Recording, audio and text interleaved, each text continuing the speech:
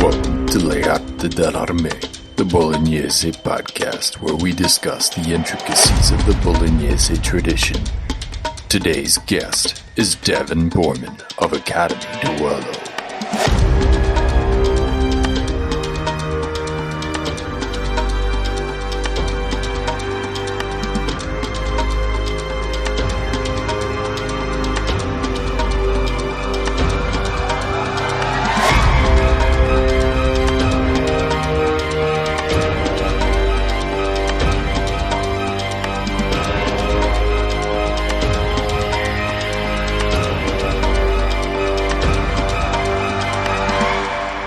Devon, welcome back. It's great to see you again. Yeah, great to be back on. Yeah, it's a pleasure. So now that it's November, we're going to be talking about polearms and polearms in every capacity that you can possibly imagine. Awesome. It's a favorite topic.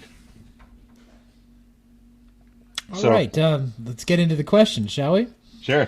All right, so can you talk a bit about your background with polearms, just kind of in general, and have you developed any sort of philosophy to how you teach polearms? Yeah, so I have moved my way around a lot of different polearms material over time. I have I kind of early on I got very interested in early HEMA days. I think along with many people. So this is 30 years ago kind of territory, maybe more 25 years ago, early modern HEMA days. I spent a bunch of time with like George Silver and Joseph Svetnam's quarterstaff material. Lots of people it was accessible material, and that was kind of an interesting place to start on fundamental polearm work. And it was very interesting because Silver kind of talks up polearms constantly in his book, where the quarterstaff or the bill are the weapons that he essentially he kind of is usually like rapiers suck. They'll be beaten by anybody with a backsword, but of course, other than the person who has a quarterstaff or a forest bill or black bill. So, so that's kind of, which is interesting. I think that's interesting commentary. I think that even as much as of a contentious figure as he is in modern HEMA, I think he's an interesting commentator on things, especially on Italians. So I started there, and I've also done some Chinese spear and that kind of thing. Then I really dove into Fiore's spear and poleaxe material. I spent time on Jeu de la Hache. Again, being I was able to get a transcription of it, and I'm a French reader, speaker, so I was able to do my best to work through that material early on. So I enjoyed, so that was part of it. And then I got more into the Bolognese material, working through Morozzo's material first, and that's kind of where I've spent a lot of time, but also Mancellino.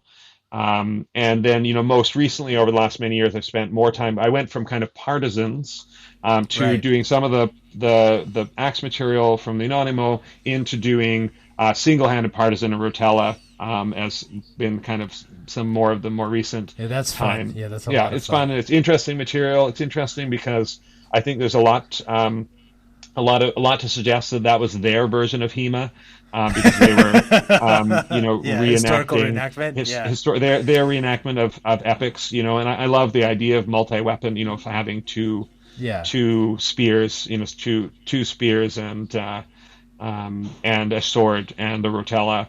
I think that's really it's fantastic really cardio too. Totally, and it also really captures this sort of interdisciplinary aspect of the art within one fighting encounter. So that's been kind of the broad strokes of my exploration. I do find polearms are interesting in that even I've also done some Chinese spear and I've done some Japanese work, not to any degree that I would argue proficiency in it, but I've spent time learning from other people about those systems. One thing that I find is that when we look at spear work, it is some of the area, or spear and long polearm work, partisans, things like that. It's some of the most, the material that has the most commonality across martial arts. Oh, even more than dagger defense, you think? Yeah, well, daggers have a lot of different shapes, and so I think that's one of the Yeah. things. Okay. Like when we talked last time about rondelle daggers and having a lot of similarities, Right. a rondelle is a very particular type of dagger. As soon as you start changing the shapes and the cutting properties of those daggers and what type of armor people have, then you actually get a fair variety of knife type stuff. But spears tend to um, even techniques for armored or unarmored spear tend to be quite similar. I think the main difference that when we're looking at staff work is in unarmored situations. You see there are some approaches to staff work that are more thrusting oriented as their Right. primary, and Right. some that are more blow, like the staff system in Meyer, Joachim Meyer, is more rotational in orientation. Oh, actually, you know what? I have another thing. I did my Jogo de Pau instructor certification with Luis Preto many years ago. So that's Portuguese staff fighting. Also, very traditionally a very circular system. So tending to do, very coming from a tradition of group combat, fighting using a stick to fight multiple opponents. Right. And so then you get much more rotational type action versus getting into spear systems and things which are either coming from judicial dueling in armor, where you really maximize the use of the point, or you're having something that's oriented a little bit more towards civil defense or towards battlefield, in which case you also are not whirling your weapon around. You're tending to use it more point oriented. Um, and that's, I think, we see, in the partisan material. Um, Interesting enough, for it being a bladed spear, tends to, in the Bolognese stuff, do almost only thrusting Steps. Yeah. and very little cutting, which I think is notable. I've picked there's some partisans I've picked up, historical ones that I think, yeah, I can see why this wouldn't be used for cutting. It's like the metal is actually, some of them is quite thin. But there's some that I thought, man, I'd happily, this would cleave through somebody quite easily. And I think it's notable that we don't see more of that in One the of the Bolognese other text. great contradictions of the Bolognese text, right? Morazzo giving you a cut with the partisan, and then in the next sentence telling you that the partisan's not really used for cutting. It's not useful for cutting. I know, totally. That sounds so Morozzo. It sounds totally Yeah. Morozzo. I also, like that. Yeah. Go ahead. Oh, yeah, and Marcel also says in the Spidoni section where there's like a thrust is only ever a feint. Like that's Right. like, we're never ever gonna hit with a thrust. It's like long weapon. It's never gonna hit with a thrust. Yeah, I like that partisan was a generic term for a stabbing polearm Right. in the Anonymous. It's like whatever, Bill, Spiedo, Partisan, Spirit. They're all just partisans. It doesn't really matter. They stab. Right? There's poleaxes and then there's partisans. That's it. Right. And I think that there's, being kind of reductionist in that way, I think is useful from a teaching pedagogical perspective. I think, when I teach often, I would say that I kind of divide the polearm material into the material that involves blows and the material that involves thrusts. Right. And in a way that also lends itself well to a kind of gioco largo, gioco stretto type of idea as well. So, yeah. Yeah, that's awesome. So we kind of answered this a little bit. Maybe you have something more on the topic. Have you found any distinct features of Bolognese polearms that sets it apart from other systems? Well, the thing that we have in the Bolognese polearm material is just we have a lot of, the benefit and the beauty of those manuals is we have multi-intention actions. Whereas when we explore Fiore or when we explore, some of the early German sources and things, you have a lot more. You are seeing and I'm sure they're multi-intention, but what they're sharing with us is kind of the moment, and so we don't get as much of this idea of what the strategy is, and so it's something I think is quite special about the Bolognese material in all regards.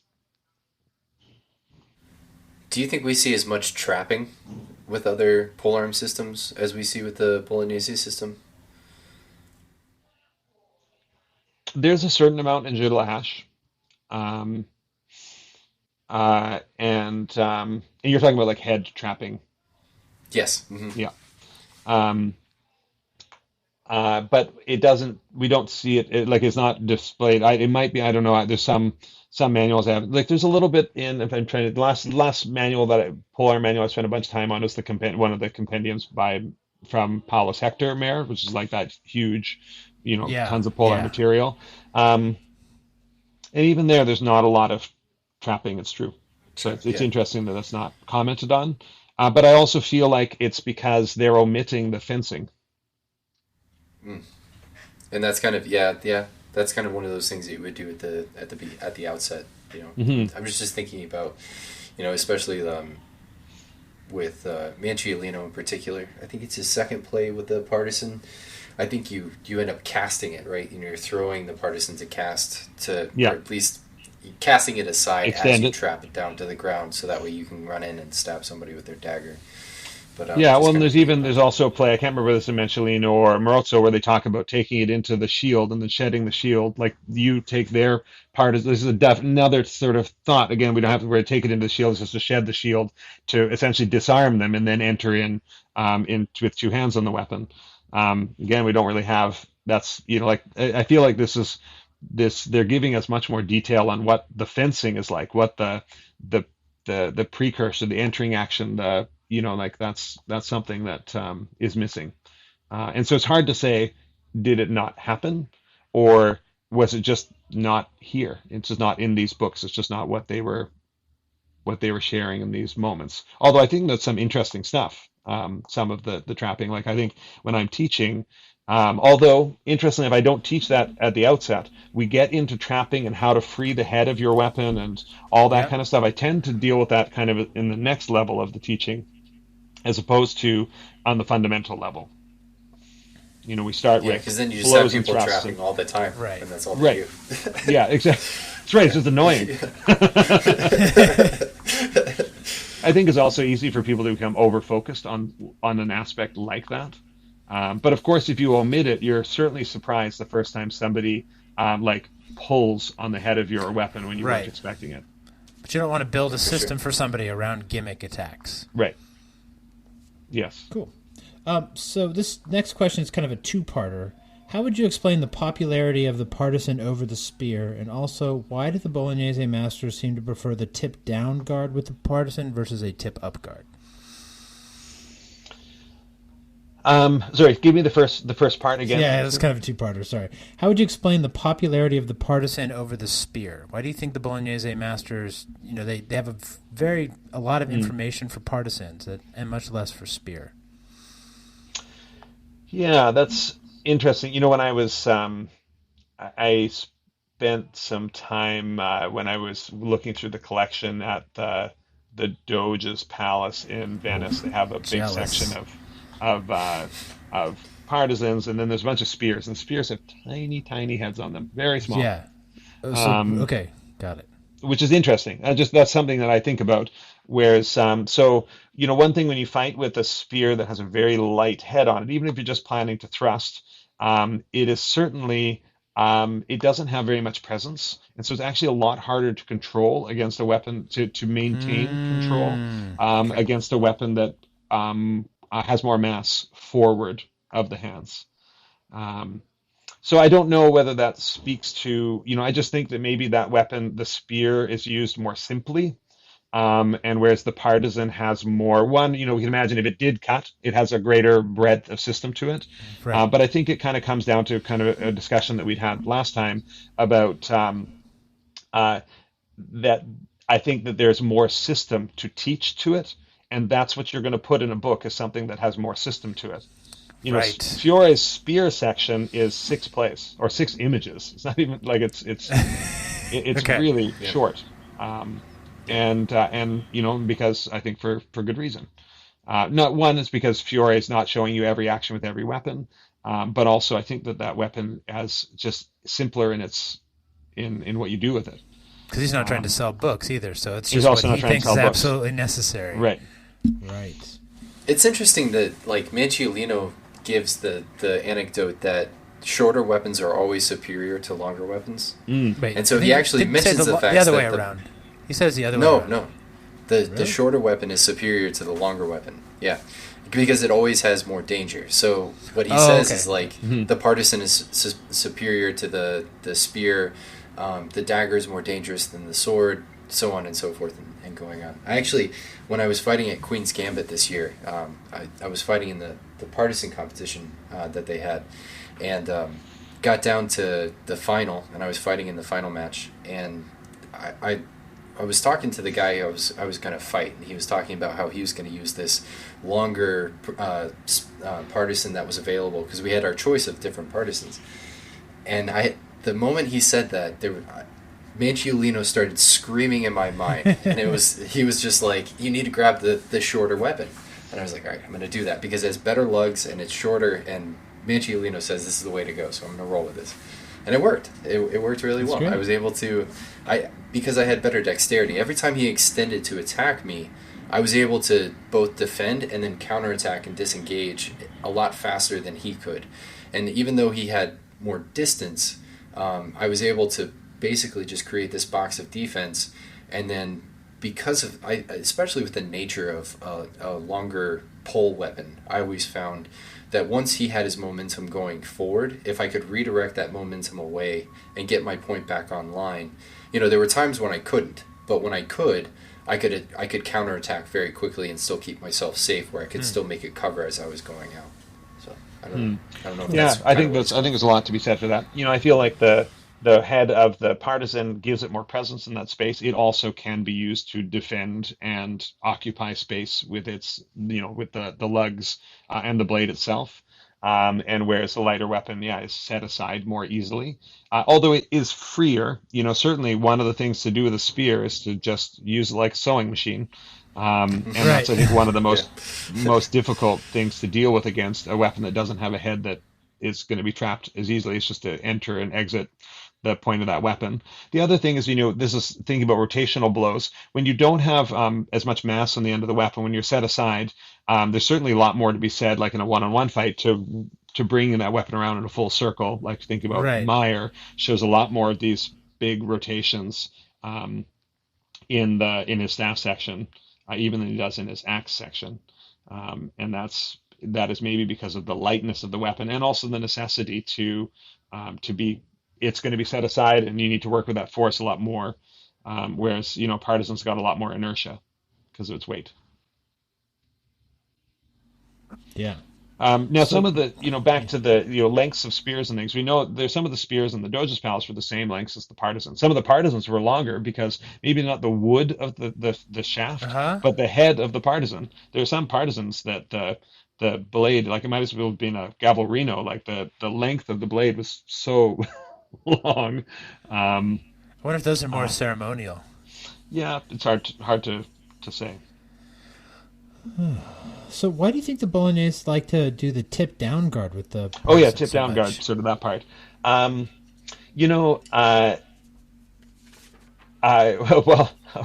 one, it is more restful.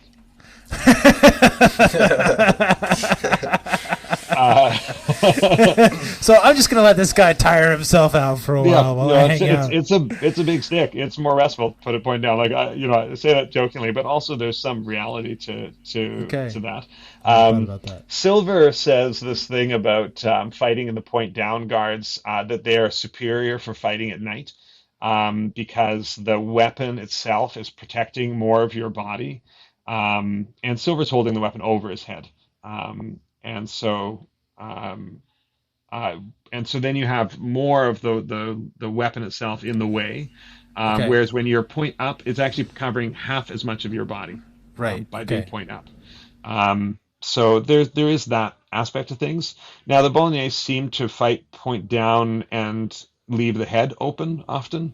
But again, that's a type of there is a way you can think of that as a type of constrainment, and we see that in in a lot of, especially as we get later into rapier, and spears have got a lot of rapier-like things, is when you have the weapon down, you cover everything by its presence, make it, except for your head. And so now you're still offering a single target to your opponent, and that target is a very narrowly constrained target. It's a very small target. And it's where all your sense organs are, so you're certainly more aware and capable of judging distance to it. Right. And so I can see a tactical benefit. You're narrow, if I'm going to narrow the target, it's actually quite difficult for me to expose only one other target. Like for me to make only my leg available, Right. is difficult in a certain kind of way, especially because I can't make that exposed without presenting this threat that they have to deal with. Whereas when I put the point down, I take away their capacity to control my weapon as easily. If I leave my head open, I have constrained down to the single target, and it's the one that I can expose most easily, and yet it's also the one that I can close most easily. Cool. Yeah. That's Reminded me a little bit of Marazzo's partisan technique, right, where he tells you to expose your leg. Oh yeah. Right. I always have this visual image of Marazzo, kind of pulling his hand like that to Showing off his well-turned ankle. Yes. Get a look at these gams. Because like you mentioned, it is hard to kind of like in that moment, like get your opponent to really feel like that your leg is exposed in some Right. ways, like Right. it's like, how am I going to get them to really bite on this? And so, I don't know. Perhaps one is choke up on the weapon more, which we see the Marozzo shows a lot of images of holding the partisan in the middle. So that certainly increases your leverage, but it also reduces the threat, which could be used to have somebody feel like the leg is a little more appetizing. Yeah, so they're going to take that bite. That's interesting. Yeah. Like that.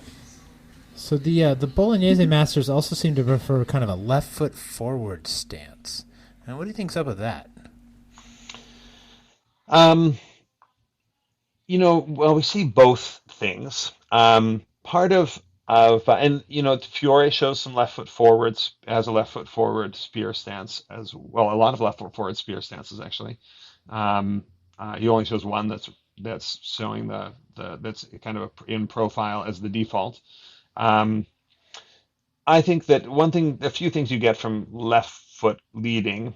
One of them is that if you're creating invitation, you are saving your dominant side to move forward after the parry, after the invitation. Okay. As opposed to having, if you want to take a larger entering step, if you have your right foot forward, then you actually need to step with your left foot. And so then you either need to step while keeping your hips oriented the same way, or you'll open the line, right? So you actually shorten the length of step that you can take and keep the line closed if you are starting with your right foot forward. And the Bolognese, though they use advancing and retreating footwork, they tend to not use sequences of advancing and retreating footwork. Right. So they do a lot more natural walking, passing. Right. And so if you're going to fight in that attitude, as does Fiore, then starting with the left foot forward has a tactical advantage.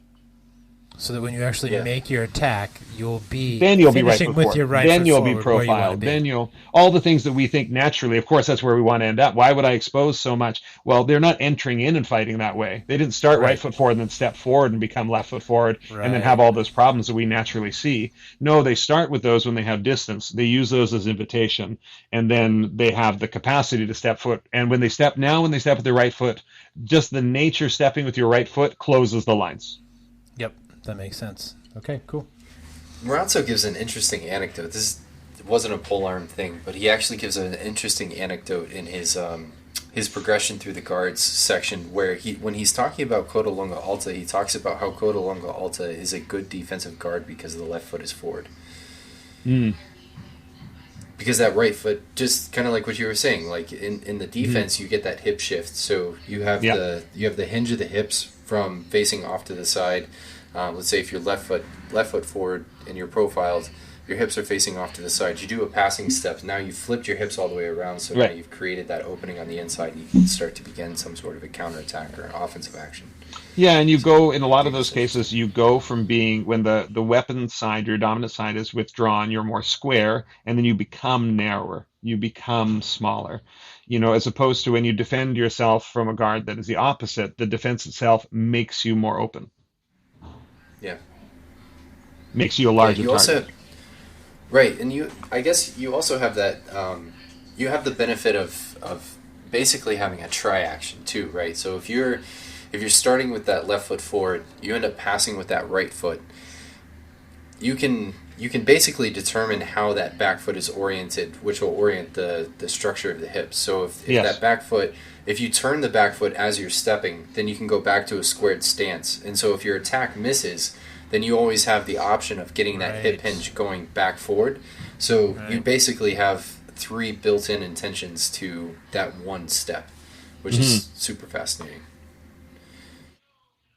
And how even the way that the body becomes closed, you can step away and become narrower. You can step forward and you become narrower.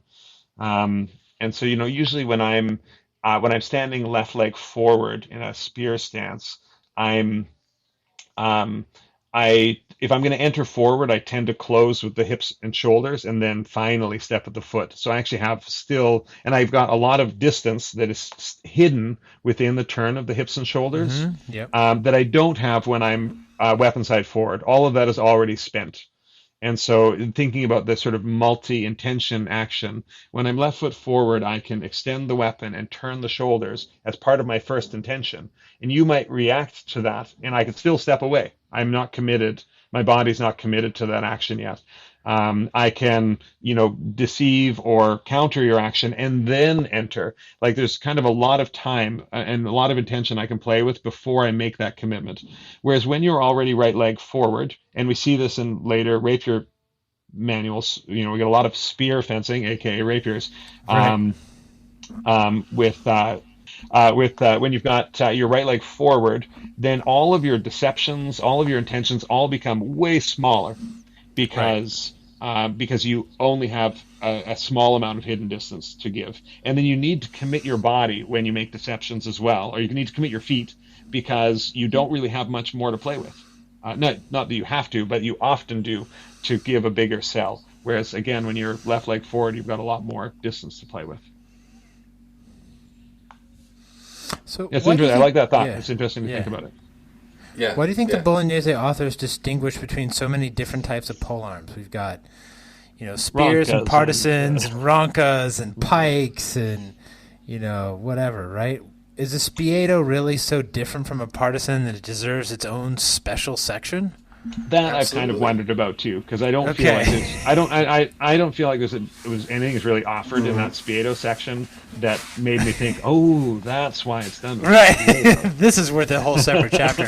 So you think maybe it's a marketing gimmick? Like, not only do I have partisan and spear, but I also have Spiedo. There you go. Very nice, John. Yes, you got the bat wings. Right.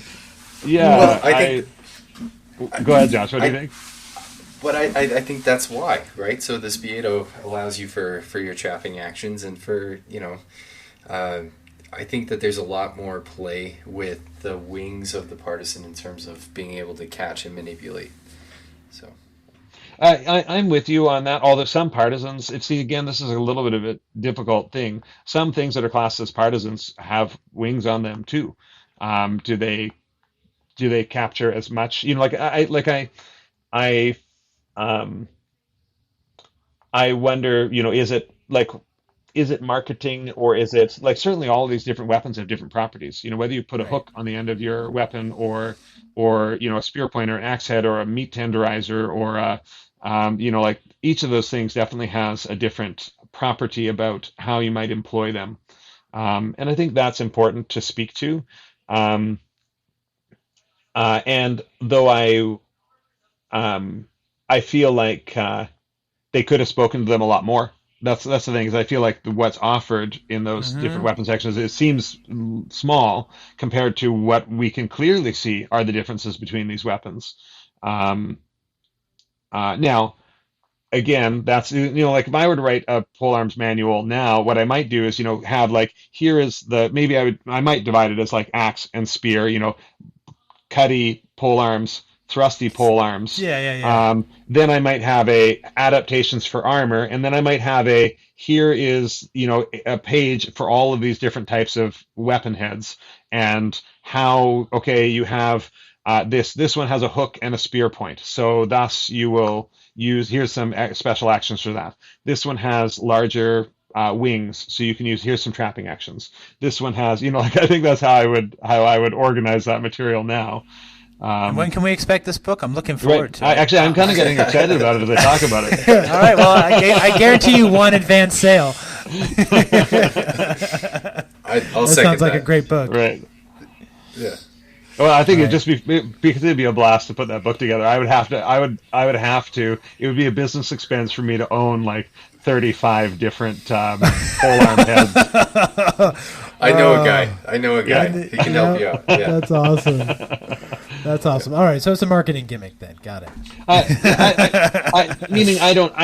think that there is something to what Josh is talking about, there being some different qualities to these heads, and they want to share that. I just wish that they'd shared more, and I feel like that's underrepresented. But then I think there's something about how they are sharing information in a book that is different than we would want from books now. And whether their book is there to show all the secrets, or it's simply there to tell us that they know some of those secrets. Oh, the Spiedo and the Partisan are different. Right. And here I'm going to share with you a little bit about it. But of course, if you want more, you're going to have to study with me. Right. It's for I'm not your going to tell you low price everything. of 14 lira. Right. There are these different weapons, and and I'm going to share with you a little bit about the difference between these weapons. But of course, I'm not going to share with you everything about these weapons. But I'm going to show you that this is a whole system. It is not, I think that's why, again, we often have little pieces of these different weapons. Why Mancelino's sections get smaller as it goes. One, because he's represented the art, and it's an art, and it goes across different weapons. But I think another part is he's not trying to show you the whole art with every weapon. He's trying to show you that it is an art, and that these weapons that there is this diversity, and that it's important to consider these other weapons. And I think Moroso is even more scant in some of his later stuff that he shows us. Okay, that makes a lot of sense. He's not trying to give us everything there, but he's showing you I have thought about everything. I think that's what's important. And so the Anonimo is different because the Anonimo actually is somebody trying to capture an entire art. Like he's trying to give you everything you can possibly do with a one-handed sword. And they're trying to give you snippets. Right. The Anonimo reminds me a lot more like of a later manual of Fabris, where Fabris is this rapier manual where he tries to show you, because the Anonimo has multiple actions for, often goes for these different multi-permutation actions. Yeah, right. And the same thing that Fabris does. And there's definitely, Fabris says that he wants this to be a book that his patron son can learn from. And maybe the Anonimo has more of that intention of being a book that you would learn from. More fully, more completely. Right. Rather than like a maestro just kind of getting his name out there so that you should come contract with him, which is how he wants to teach you anyway. Right. Cool. So let's talk about the coolest of all the polearms. That would be the Poleaxe. The Poleaxe is just, all the other polearms are cool, but the Poleaxe is by far the coolest. And I think the thing that I think is so fascinating about the Poleaxe and the Anonymous, it's written to fight in armor. So how does fighting in armor with a Poleaxe differ than fighting not in armor? How does it change how your body works and stuff? So, fighting the spear in armor versus not in armor are kind of a different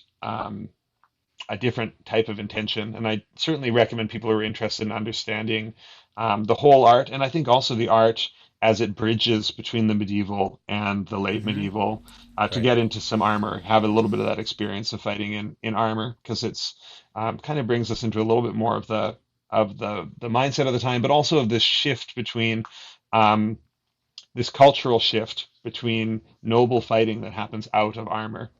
Right. There's noble fighting that happens in armor as well, but there's this sort of the move out of armor has a lot to do with the narrowing of the classes. It has to do with, in Germany, there's a lot of these more middle class people starting to fight. That's not in armor. That's interesting. Right. There's also this sort of shift of, when we get out of to extrajudicial dueling, this part of the getting out of armor has to do with trying to make up for some of the manliness that nobles have lost by being off the battlefield. At least if we look at like Castiglione and Monti talking about it. Right. That's part of what we see going on. So I think it's interesting to explore both sides of that equation. Um, so yeah, when you're fighting in armor, with the poleaxe, I feel like there's not as much difference as there is with the spear. With Okay. the poleaxe, because the poleaxe really does tremendous amounts of damage through armor. I can tell you from having been hit with blunted poleaxes in armor, it still sucks. Okay. Even without it being able to cleave into the armor in some way, it can still wallop you good. I've had armor, ripped off my body. I've had my shoulder dislocated. Like the same time I had my shoulder dislocated, another guy had his one of his fingers exploded because his armor got folded in by the poleaxe on his finger, and there was nowhere else for the meat inside of his finger to escape except out the seam of the Holy side of it. And damn. this is fighting with people in a convention where we're actually using a lot of control, let alone looking at things like Bohurt and Battle of Nations kind of Okay. stuff where they're trying to collapse each other's spines in order to win. But you can see that a poleaxe can do a tremendous amount. If anything, maybe out of armor, you might need to not swing you feel like you have to swing for the hills so much. Okay. But I feel like a lot of the actions are very similar. I think the interesting thing with poleaxe in armor is disbalancing your opponent is a lot easier in armor. Okay. So striking, just even I've certainly had fights in deed fighting where I've struck somebody with the poleaxe and they just lost their balance because they were more top heavy, and just the added impact of the weapon carried them off their center more easily. And so you've got to be more aware of that in poleaxe fighting. That's important Wow. to Okay. try to stay low in your armor to Okay. counteract the fact that your breastplate and your helm make you more top heavy.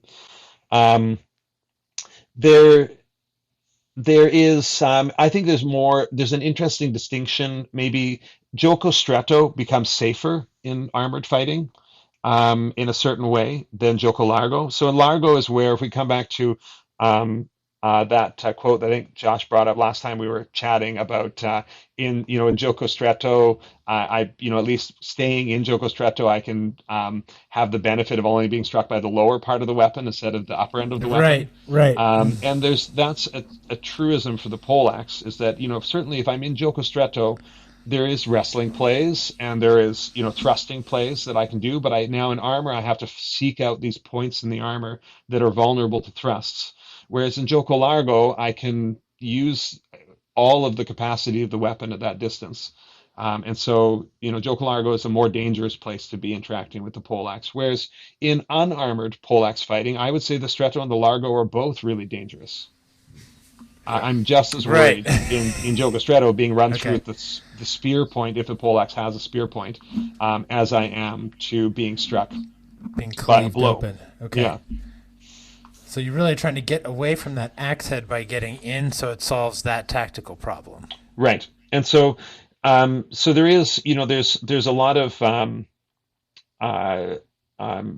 technique to, getting out of the Joko Largo space and trying to transition into the Stretto space, where you can then shorten your axe and then use it as a dagger to Right. probe into those places. Or we think about getting into kind of Fiore type material. Fiore does things, that's where he has like putting the axe between their legs in order to make them fall over. Yeah. Stepping in and making various disarms, or even covering their, the fall over one, he like puts the axe between their legs and covers their visor with his hand so that they simply trip themselves. Okay.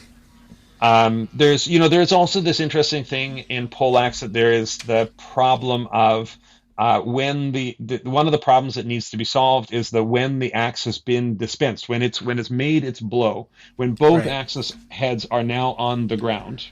Okay. That is a critical moment. And interestingly enough, in lots of martial arts deal with that moment. The moment, and when I was working with a student you've got a student who does naginata stuff too.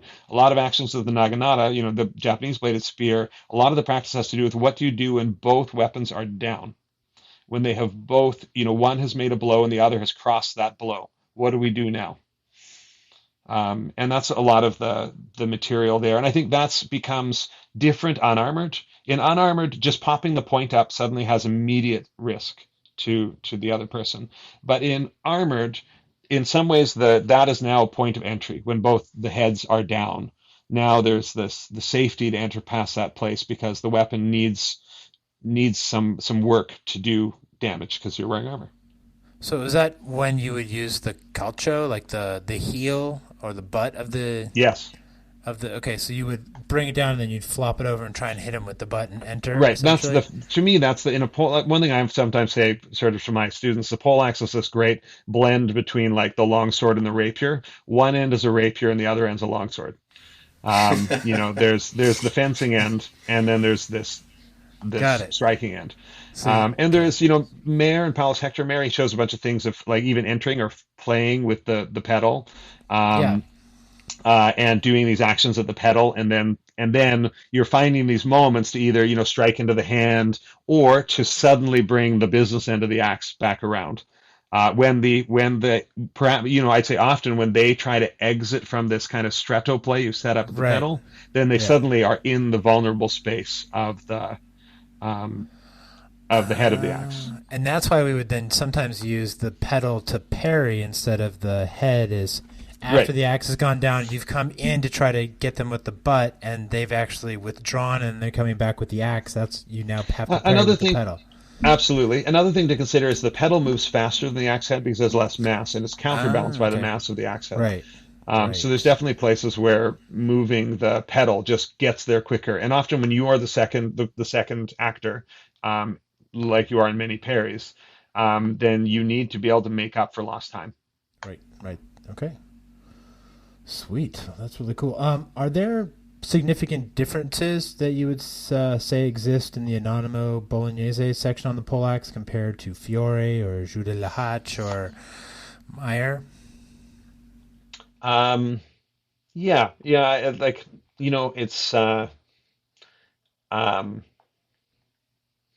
Jeu de la Hache has a bunch of really interesting shortening plays that involve getting in close and shortening the axe, and a bunch of plays at the crossed halves.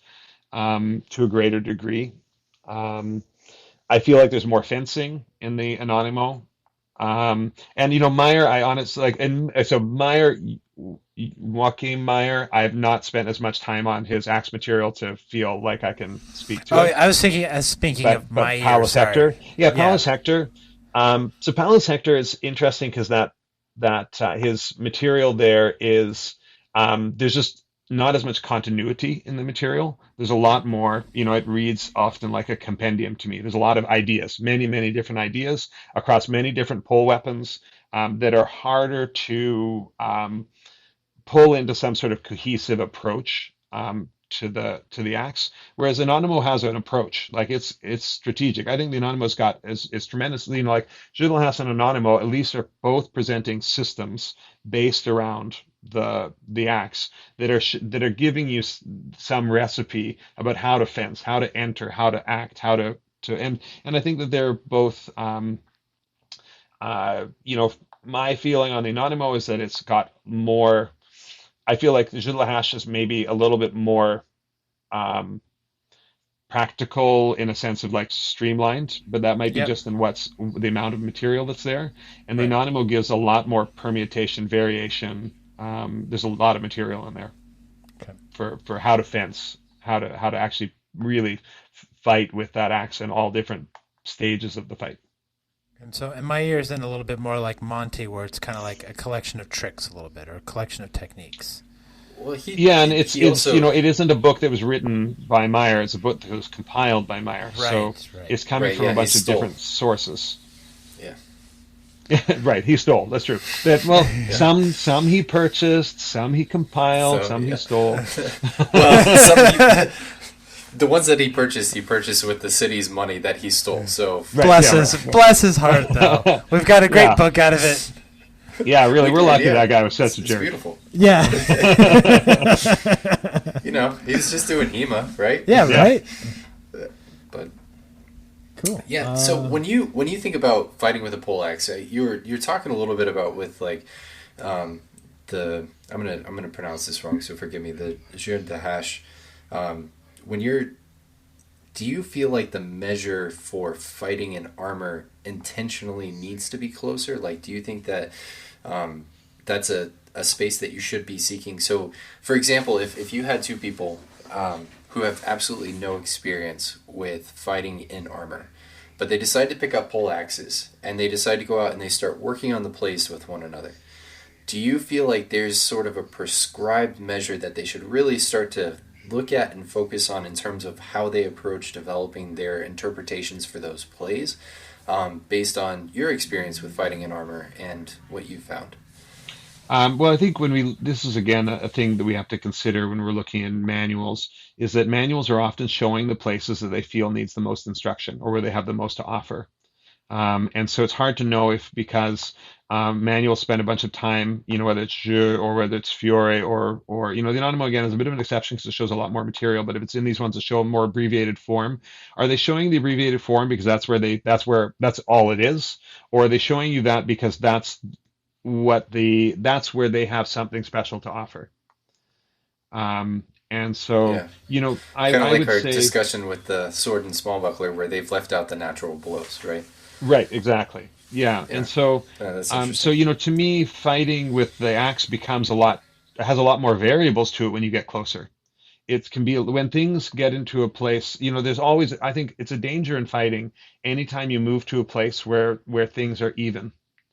And so you want to, and it's a lot easier to come into those closer places and find yourself even, which is dangerous. And that's because that's just a step away. So so we were just talking about how when you're, like things get more challenging, more interesting, or when you get into these places in closer measure, because then things can be more even. And we Right. don't want them to be even. In a fight, you want to always have it feel like you're cheating. Right. Like there's just no way they can win, and it's all stacked in your favor. And I think that's again, the goal of a lot of manuals is to show these areas that are tricky to stack in your favor and try to give you advice and ideas and techniques to put things to your favor, more greater to your advantage. And I think those close areas are the tough places. But they're only the tough places if your opponent knows what they're doing. And I think that's again often a missing piece.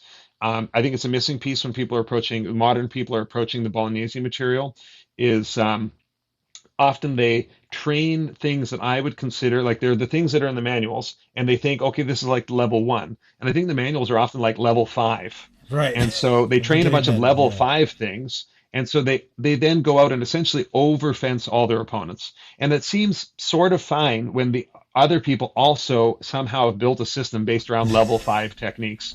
Right. And yet it never seems to quite make sense. Certain techniques never really seem to make sense. You kind of have to force them to happen, or they just don't come up, or whatever. And that's because everybody has omitted levels 1 through 4. And so, when I tell how I approach somebody, how I try to tell my students to approach somebody you're fighting, is I generally first say, can I just hit you with a blow? Can I just hit you with Right. my poleaxe? Will you not do anything? Or will you make a parry that is weak in structure? And so I will just strike you through your parry. Then you show me, oh, actually, I can make a good parry. And then I say, okay, can I, make an earnest attack and follow with a second attack and hit you? Oh, no, you're able to make multiple parries. Okay, then I will make a feint. I'm kind of working my way up. So Right. level 1 is just a basic blow. Then level 2 is being able to make a compound attack. Level 3 is being able to use a feint. So then if you're able to follow a feint, then I need to use maybe a multi-intention deception, or I need to use an invitation followed by an offensive provocation. And that's now we're working our way up to the level that we see like in assaults, which I think are quite, and even descriptions of actions like in the anonimo, which are kind of presupposing that the other person, that you, one, can, if the other person just does a single attack against you, that you can do a useful defense. Right. And it's true the other way, that person, they're going to be present in that bind in a particular way because they're actually preventing you from hitting them with the most direct attack you can make. And so if we go back to training polearms, and this is true of polearms too, and I think that they can be weapons that people can believe are really simple, that they're just throg smash kind of weapons because of their mass and their sort of apparently simple nature. But they have all of the fencing of Gioco Stretto, all of the play and the feeling and all that. Plus, they have two ends, so they're two weapons that are linked to one another. They have this change of mass on either ends, so they can go from being like that rapier end to being a poleaxe end. So they've got Gioco Stretto, but with two totally different weapons. They have this transition between long and short, between being really powerful largo weapons, but also being able to shorten up and become very narrow weapons. And then they also are a different type of tool in a grappling situation. They're also long hooks and levers that change the nature of grappling. And even the point at which you enter the grappling can be much earlier than it would be at sword. And so I think that there's a lot of sophistication to those weapons that we need to acknowledge. And so in the training of them, I would start in the same way. I would start with the weapon alone. I would want to use it both in the middle as well as at the end. So being able to throw the basic blows, the natural blows, with both the axe and the pedal. Being able to wield the axe when I'm more towards one end, so using it long. So that's kind of being able to manage the momentum of the weapon. If you can't structurally manage the angular momentum and the inertia of that mass when it's in motion, that itself will work against you, especially if you were to work in armor. So being able to just handle the weapon itself and then being able to transition between short and long. If you don't have that basic skill, when somebody enters very rapidly on you, you will be in the wrong mode and you won't be able to oppose them effectively. So you need to be able to switch between those things. So those are kind of, to me, some of the fundamentals. Then you need to have some of the basic parries. So being able to parry blows structurally well, both long and at the half. And then you need to be able to adapt from being parried. I think once you've got those kind of basic foundation, then I would start exploring a lot of the things that we see in the manuals. Sounds like a lot of how you would structure teaching swords too. Sure, absolutely. First, just learn how to do it, and then you kind of build a ladder of complexity off of that. Yeah, that was really great. Thank you. Yeah, you're welcome. It was a great answer. It was really, really great. All right. The questions are interesting. I'm not always thinking about some of these things. So it's nice to just be able to talk it through with you guys off the cuff too. So one of the things, go ahead. I was kind of framing that question around the idea that I think, it'd be easy to come at the manuscripts from a little bit of a realm of ignorance of what it actually feels like to be in armor, and my fear is, having experienced fighting in armor, that people might find that they can make their blows with a little bit more body extension. There are considerations that you might not have out of armor that you do have in armor, where you might not be hinging at your hips to extend forward to really kind of let your blow carry through, because that's just a really great way to get your face pushed down in the mud and then stabbed in the back of the head with a rondel dagger. So, I've seen that kind of take shape in a lot of ways as people have started to explore the material, and I just wanted to kind of get the sense of, when you're in armor, what are some of the considerations that you would have to make that you're not going to consider if you're fighting unarmored? I think your extension point is a really good one, that you need to keep yourself much more upright. When you look at Fiore compared to the Bolognese, when we see in their unarmored sections, we see some, like in Marozzo, we see this kind of tilt forward in all of these unarmored places. I wouldn't do that in armor. Some armor might not even allow you kind of the comfort to do that, but it's also just so much more forward. I just wouldn't want to be forward weighted with my upper body in that way. And whereas you see in Fiore, he tends to be, even in his unarmed section, because he constantly talks about it being an art you can do both in armor and out. It's a much more upright center body, which is something that's much more vital to armored fighting. Whereas unarmored, honestly, I think there's a tremendous amount of benefit to leaning in different directions. You can maximize a lot more reach without committing your body. You can minimize target area. We get a lot of that. Whereas in armor, I'm getting the advantage of being covered in shields. And so the disadvantages, of course, is that it's not just that I'm heavier, because good armor, you can train up to deal with that kind of encumbrance. It's more the weight distribution change that's the thing that's the long-term thing you have to work with. And so learning to be longer in deeper stances. I don't, in unarmored, we can get benefit of having, there's benefits to narrowing your posture and lots of times to hide distance, to defend your legs, etc. Whereas in armor, there's tends to be more benefit to keeping a wider base. Just because even when you parry with your poleaxe against their mighty powerful blow, if you have a narrow base, you probably will just fall over from having parried properly, like you parried well. And so thus you structurally formed a wall that they hit against. And if you don't have the Wow. the base to sustain that, over you go. Yeah. So, definitely fighting wider, deeper. Another aspect of fighting in armor that I think is a big shift for a lot of people is when you get into grappling. Because a lot of, if you think about a lot of judo throws and things like that, you do a lot of hinging. If you do like a classic judo hip throw, you hinge forward to do that. Or like a lot of classic, even medieval wrestling throws where you like lift a leg and you use a leg to throw somebody. Never do that in armor because it's just way easier to fall over. You tend to kind of want to keep your body, all your bits on the ground. When you do your throws. I've also found, armor locks together the backs of your, like back heel throws and things like that, that I do in unarmored wrestling. I don't do in armored wrestling because the armor tends to lock together in those places. So that's another kind of change to the techniques that are there.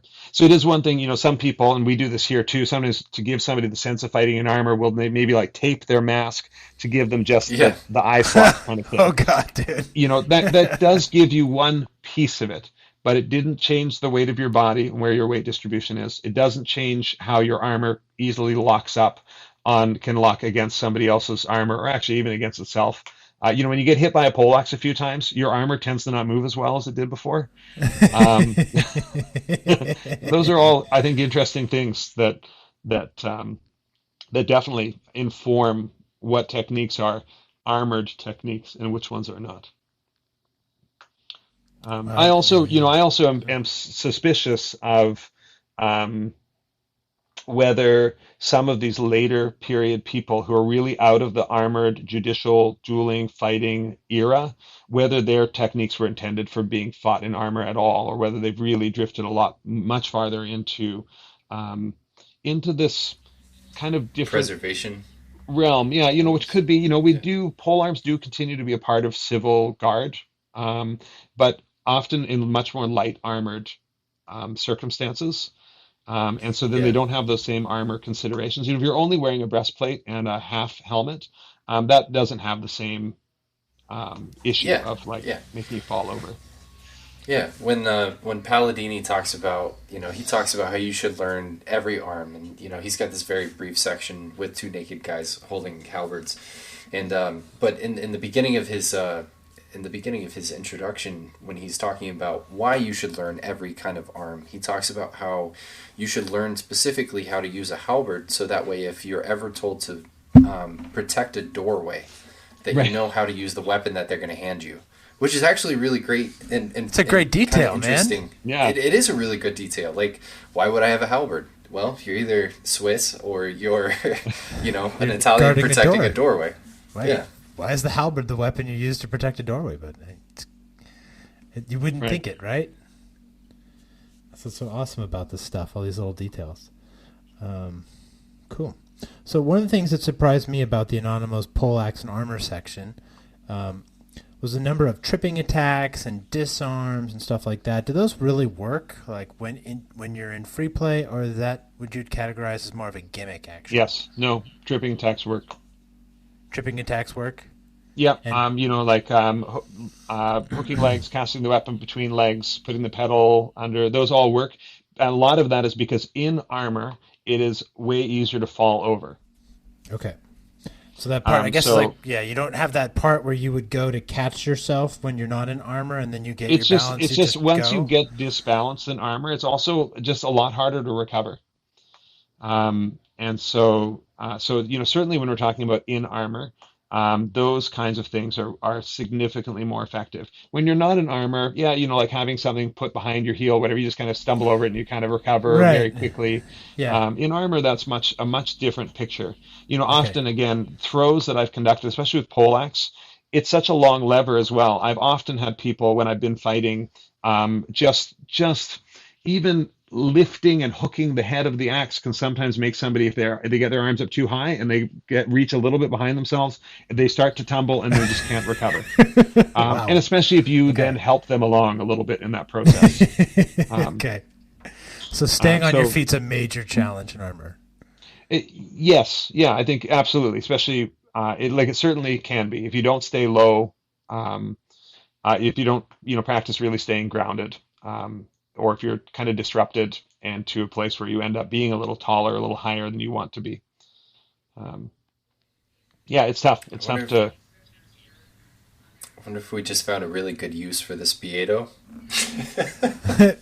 Knocking people over. Yeah. Well, yeah, if you've got the extra length and then you have like the bat wings, if you can go after somebody's ankle and take their ankle out from under them, then next thing you know, they're down on the ground, face first in the mud. Yeah. Yep. Oh, okay. That's good to know. Well, it's also like that sort of made me think of, other types of attacks that come up with polearms that we have images of are like stabbing the top of the foot. Right. Yeah. That one's big, yeah. Yeah, and that's a Manciolino thing too, right? Like he talks about how when you're fencing in the Sal with the Partisan, a stab to the foot is worth 2 points, specifically. So yeah.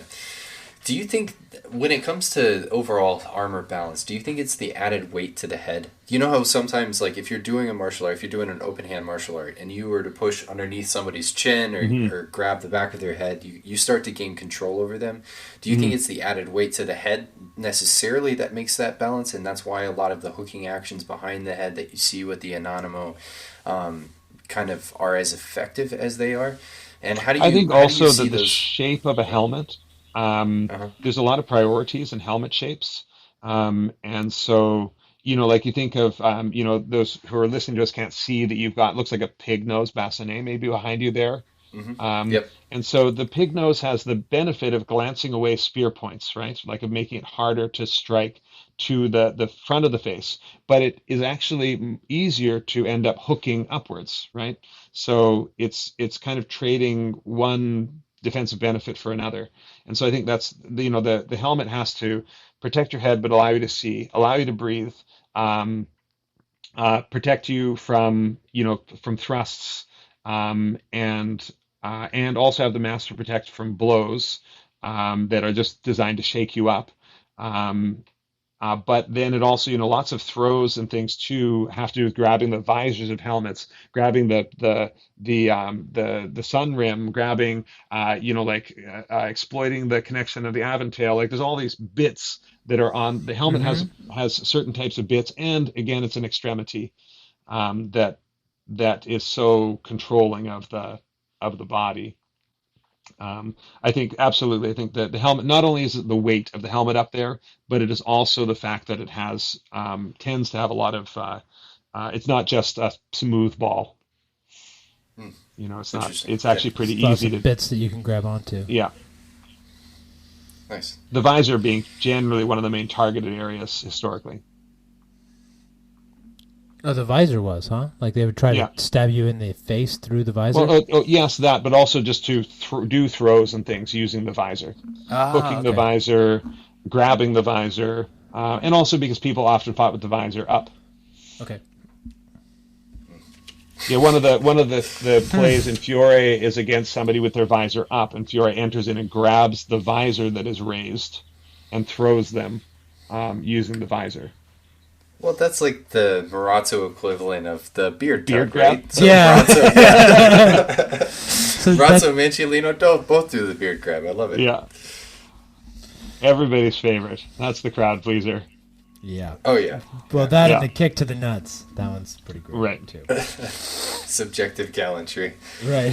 Jim. But yeah, I think just further on the weight distribution thing, though, I think helmet definitely makes a big difference. But all of your weight, from being in armor, you're just are higher. Everything is, you have typically, our men's weights are already a little bit higher than women's weights, but they're kind of around the belly button area, just above the hips.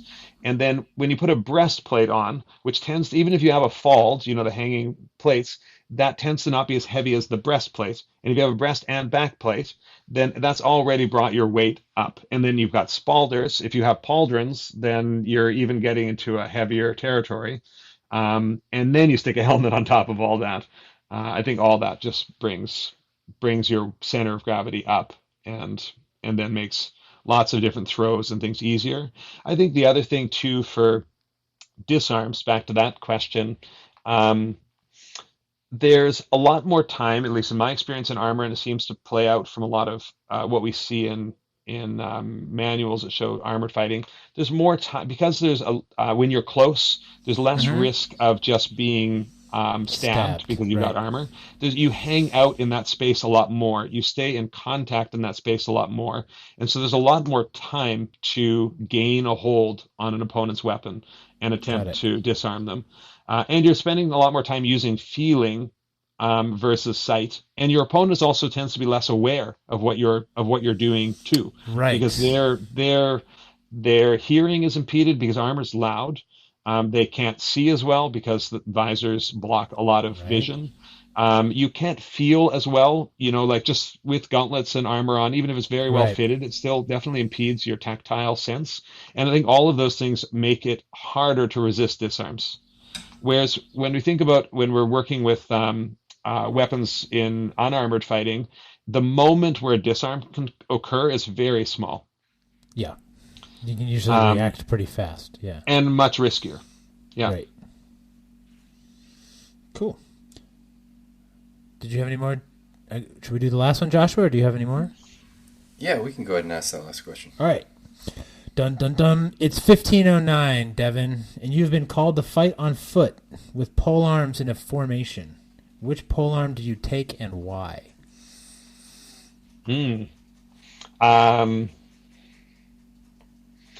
My first thought was a pike because most people would be good at pike. But then but a pike has got a pretty limited repertoire of material that you're using in that. Right. And do you want to be just like everybody else? I would be that guy with the Spadone in the pike unit who is there to defend the pike unit against other Spadone wielding guys, or to take on pike units with my Spadone. That's who I would be. Even though I love polearms, in that scenario, I'm the Spadone guy. He throws his polearms under the bus. See, he's like, what was it, Lucio Malvezzi and Friar Leonardo Prado, right? Both of them like to carry the E-stock into battle. Do you remember that? Yeah, that's right. Yes. Oh, yeah. Punch right through their armor and knock those pikes down. All right, sweet, man. Great. I think that's all the questions we have for today. This is a fantastic interview. Great, yeah, it was a real pleasure. I loved all the territory we covered. Boy, did we do a lot. I'm impressed you're able to come up with all of this off the cuff. Yeah, this is what I do. Yeah, that's awesome, man. All right, cool. All right, well, Devon, thanks so much for joining us here. Catch you later. Yeah, take care. All right, see you, man.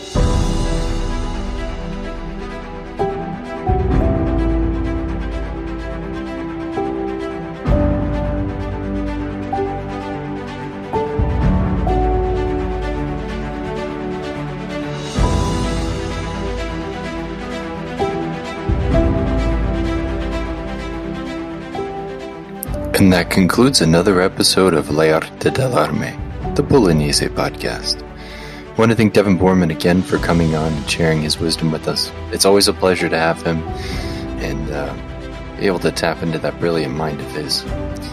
Next week's episode, we're going to look at dysfunctional Renaissance families. You might be traveling for Thanksgiving, and we've got a Thanksgiving treat for you. If you think your family's screwed up, wait until you hear the stories of Renaissance families. Stay tuned for that, and stay saucy, my friends.